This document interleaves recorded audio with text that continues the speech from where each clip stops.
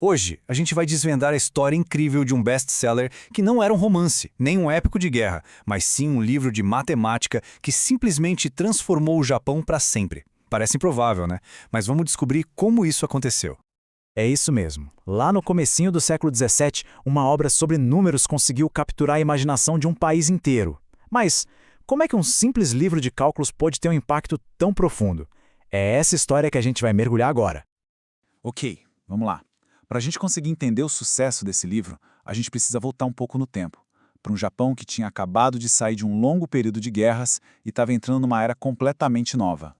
Para ter uma ideia, dá para fazer um paralelo com a Era dos Descobrimentos em Portugal. O Japão estava vivendo um momento bem parecido, uma explosão de comércio, de energia. As espadas dos samurais foram guardadas e o foco agora era total nos negócios. As cidades crescendo, o dinheiro circulando, só que tinha um problema. Uma falha bem escondida nesse novo sistema. A grande maioria da população, como os agricultores e os pequenos comerciantes, simplesmente não sabia fazer contas complexas. E isso, claro, os deixava super vulneráveis, fáceis de enganar. A matemática era, na prática, um conhecimento secreto, restrito a uma pequena elite. E essa desigualdade estava criando um problemão social. E é bem nesse cenário que surge o protagonista da nossa história. Um homem que percebeu que a arma mais poderosa para o futuro do Japão não era mais uma espada, e sim o conhecimento. Yoshida Mitsuyoshi não era um guerreiro, ele era um visionário, alguém que acreditava de verdade que a força de uma nação vinha da inteligência do seu povo. A missão dele? Capacitar o país inteiro através da educação. E para cumprir essa missão, ele criou uma ferramenta revolucionária, uma espécie de manual de sobrevivência e sucesso para essa nova era comercial do Japão, o Jinkoki.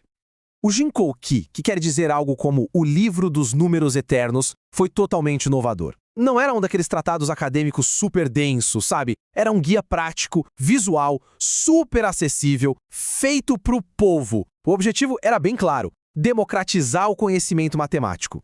E o livro tornava uma ferramenta poderosíssima, o ábaco japonês, ou soroban, acessível para todo mundo. Com as instruções super claras e cheias de ilustrações, qualquer comerciante podia aprender a calcular com uma velocidade impressionante. Mas o livro ia além das contas. Ele ensinava a pensar. Apresentava problemas bem práticos, como este aqui. Como medir a altura de uma árvore sem precisar subir nela? A resposta, usando sombras e proporções, mostrava que a matemática resolvia desafios concretos do dia a dia, desde calcular colheitas até construir uma casa. Isso mostra a genialidade do Yoshida. Ele transformou o aprendizado num jogo. Os enigmas e quebra-cabeças do Jinkoki viraram uma febre nacional. As pessoas se reuniam não para fofocar, mas para tentar resolver os desafios do livro, tornando a matemática uma coisa divertida e social. Só que o impacto do Jinkoki foi muito, mas muito além de só ensinar a calcular. O livro carregava uma filosofia profunda sobre o papel dos números na construção de uma sociedade melhor.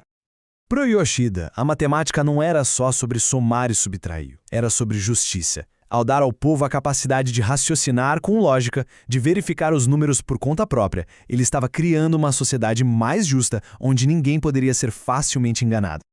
E esta citação dele resume tudo. Yoshida via os números como a base da confiança e da paz social. Quando as contas estão certas, as relações humanas são justas, são harmoniosas. Quando estão erradas, aí surge o conflito. É uma mensagem de um poder incrível. O Jinkoki, então, não foi apenas um sucesso de vendas passageiro. O seu impacto ecoou através dos séculos, moldando a cultura e o desenvolvimento do Japão de maneiras surpreendentes. O livro não educou só uma geração. O Yoshida muito espertamente deixou de propósito alguns problemas sem solução para inspirar futuros matemáticos a continuar seu trabalho. E esse espírito de aprendizado contínuo, essa valorização da precisão, se tornaram marcas do Japão até hoje. E se a gente parar para pensar, a lição do Jinkoki continua super relevante. No século XVII, o problema era o conhecimento restrito. Hoje, a gente enfrenta o excesso de informação, dados confusos, fake news para todo lado. A solução, no entanto, no fundo, continua a mesma. Desenvolver o raciocínio crítico, fazer as contas e buscar a verdade por conta própria.